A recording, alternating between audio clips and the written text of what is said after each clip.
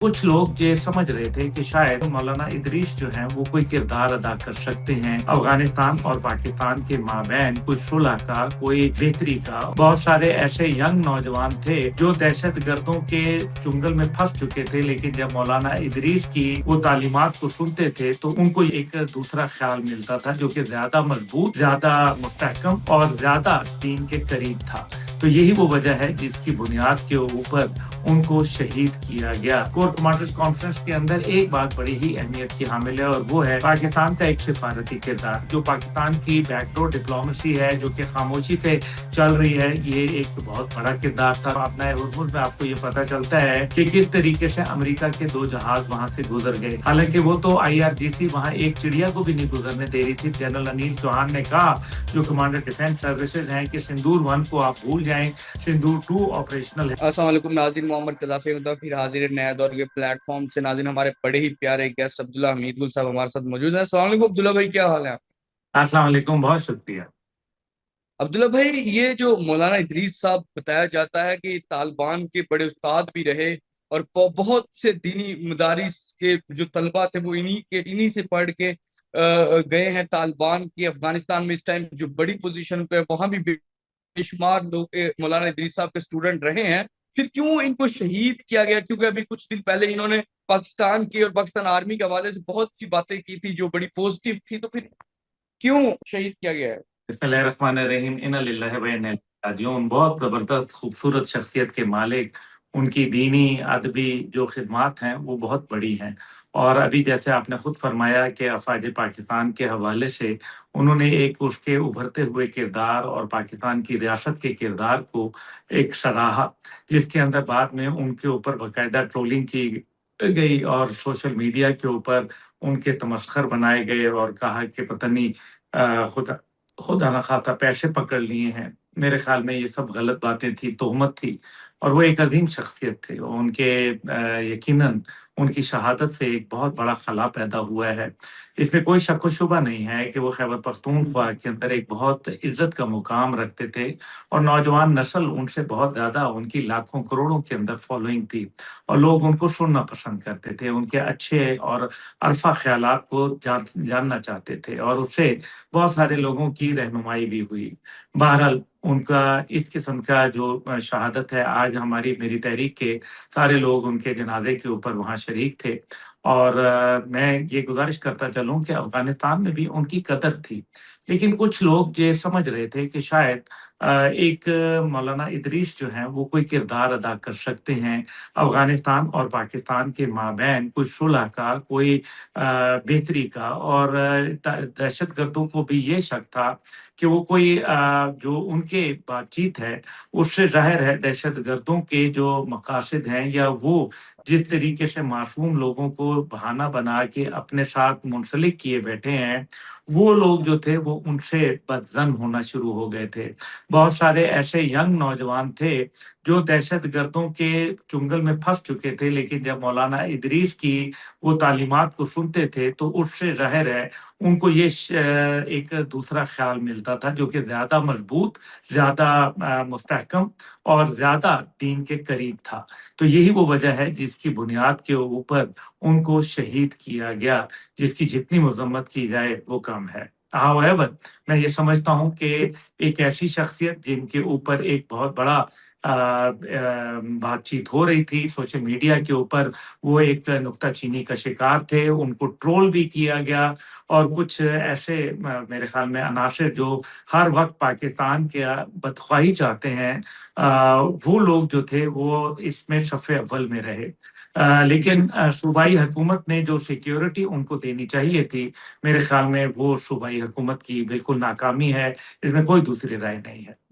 बिल्कुल। अच्छा सर, दूसरी जानिब अगर हम देखें तो आज कोर कमांडर कॉन्फ्रेंस भी हुई है और बताया जा रहा है कि कुछ जो गज़वुल हक तो जारी है, उसके अलावा बलूचिस्तान में भी मजीद कोई बड़ा ऑपरेशन हो सकता है या होगा, इस तरह की भी चीजें चल रही हैं। इस कोर कमांडर कॉन्फ्रेंस में क्या क्या बातचीत हुई, क्या क्या चीजें हुई और क्या क्या फैसले हुए? तो वैसे आप देखें, जो कोर कमांडर्स कॉन्फ्रेंस थी, ये 275वीं कोर कमांडर्स थी। इसके बहुत ही अहमियत थी। आज इसकी सिग्निफिकेंट ज़्यादा इसलिए थी कि मार्का-ए-हक को 1 साल तकरीबन हो चुका और अल्हम्दुलिल्लाह अफ़वाज पाकिस्तान की जो वहाँ शहादतें हुईं अपने मुल्क को बचाने के लिए, और जो उसकी हिकमत अमली थी और जो उसकी स्ट्रैटेजी थी और जो उसकी पेशा-वराना सलाहियतें थीं, उनको सामने रखते हुए एक छोटे जो जो आप हम कहें कि छोटे साइज़ के अंदर फ़ौज थी, छोटे महदूद वसाइल थे, उसके बावजूद एक बहुत बड़ा किरदार अदा किया। तो ज़ाहिर है, उसके हवाले से जो शुहदा हैं, उनको ख़राज-ए-तहसीन पेश किया गया। और ये जो दुश्मन ने एक मिथ बनाई हुई थी कि पाकिस्तान सिर्फ़ न्यूक्लियर डोमेन के अंदर हमसे जो है वो पंजा आज़माई कर सकता है, लेकिन हमने जब उनको, मेरे ख़्याल है कि एक कन्वेंशनल डोमेन के अंदर, रवायती जंग के अंदर हमने मेरे ख़्याल में अल्हम्दुलिल्लाह एक बहुत बड़ा किरदार अदा किया, जिसको आज दुनिया के अंदर तमाम वॉर कॉलेजेस के अंदर पढ़ाया जा रहा है। दूसरी जानिब जो है, बलूचिस्तान के साथ समेत पूरे पाकिस्तान में आपको पता है पहले भी 75,000 के करीब इंटेलिजेंस बेस्ड ऑपरेशन किए गए, और इंटेलिजेंस बेस्ड ऑपरेशन जो थे, ये एक आप समझिए रोज़मर्रा का मामला बन चुका है, जिसके अंदर हमारी इंटेलिजेंस भी इन्वॉल्वड है, मिलिट्री इंटेलिजेंस, इसके अंदर आईएसआई हमारी, और इसी तरीके से हमारी जो दीगर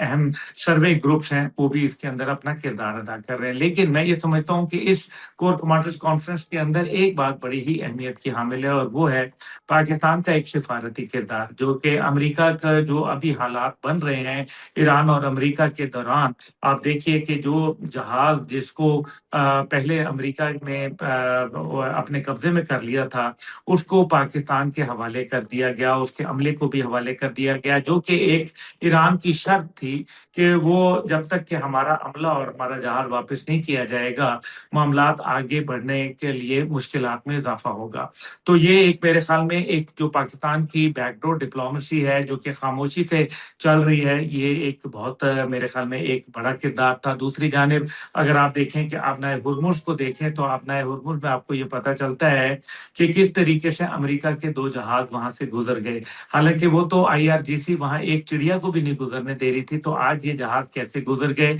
आप खुद समझ सकते हैं कि कहीं न कहीं लचक पैदा हो रही है। तीसरी जानिब जो है वो ज़ाहिर है चीन और जो हमारे सऊदी अरब के साथ मामलात हैं, कोर कमांडर्स कॉन्फ्रेंस के ऊपर ये भी बड़ा ज़रूरी है, क्योंकि फील्ड मार्शल साहब का किरदार बड़ा अहम रहा। उस दौरान वो गए और आपनाए हुर्मुज़ की बंदिश भी उन्होंने तुड़वा ली, और ये अलग बात है कि बाद में अमेरिका ने बंद कर दी। इस सारे के अंदर जो अफ़गानिस्तान से इस टाइम पे हमें मुश्किलात दरपेश हैं, उस पे भी गुफ्तगू की गई, जिसके अंदर ज़ाहिर है ये बात तो हुई होगी यकीनन कि जो क्वाडकॉप्टर्स के ज़रिए हमारी सिविल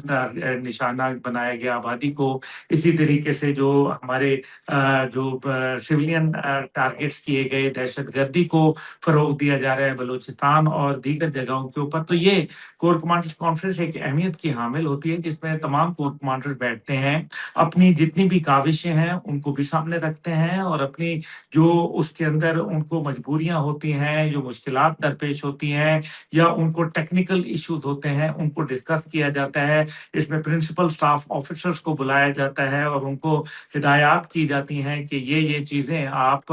इनको फराहम करें। देखिए, फ़ौज में तो जर्नैल तो बहुत सारे होते हैं, लेकिन कोर कमांडर्स या डिव कमांडर्स, जिनको फॉर्मेशन कमांडर्स भी कहा जाता है, वो इसलिए अहमियत के हामिल होते हैं क्योंकि ये वो लोग होते हैं जिन्होंने अमली जंग के अंदर हिस्सा बनना होता है। तो मेरा ख़्याल है कि ये एक बहुत ही अहमियत की हामिल है, और बदलते हुए आलमी हालात, पाकिस्तान को दरपेश चैलेंजेस, अफ़गानिस्तान से जो शोरिश, दहशतगर्दी में इज़ाफ़ा, और ज़ाहिर है बलूचिस्तान के अंदर मुमकिना एक बड़ा ऑपरेशन, क्योंकि एक तरफ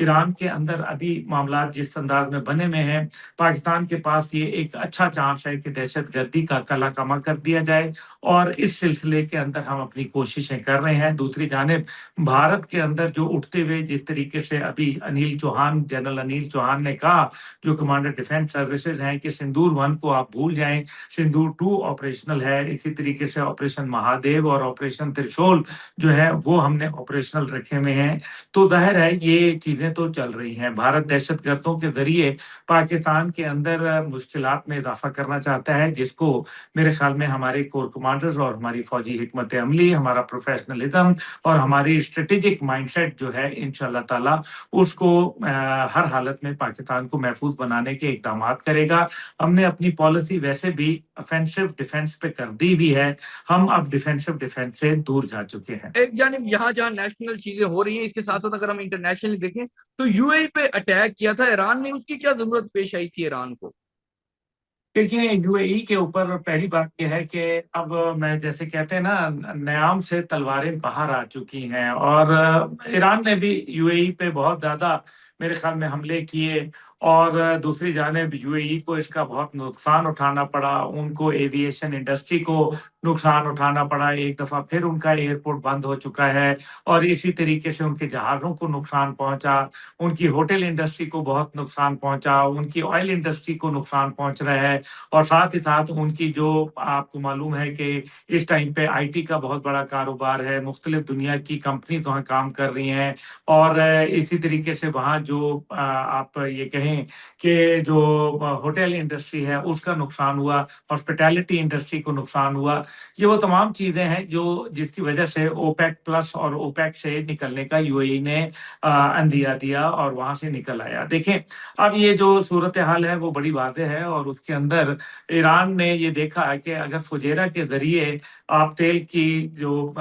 एक्सपोर्ट्स कर रहे हैं तो उन्होंने फुजेरा को निशाना बनाना जो है वो मुनासिब समझा। मैं समझता हूँ कि ये अमल शायद ना होता तो बेहतर होता, लेकिन हाउएवर ये ईरान और यूएई के दरमियान मखासमतें बढ़ रही हैं और यूएई हुजम के लिहाज से ईरान से एक निस्बतन छोटी जगह है और उनका जो अमेरिका के साथ कुर्बत बढ़ी और इसी तरीके से जो कुछ पाकिस्तानियों को वहां से उनको इनखला किया गया, यकीनन इससे बहुत सारे लोगों के दिलों में शकूक शुबात भी पैदा हुए। इससे पहले आपको पता है कि सऊदी अरब के और यूएई के ताल्लुकात सूडान अल्फाशिर की वजह से और इसी तरीके से जो मामलात हमने यमन के अंदर देखे उसकी वजह से कोई ज्यादा खातिर वो मतलब जिसको कहते हैं कि ज्यादा खुशाइंद नहीं थे दोनों ममालिक में। हाउएवर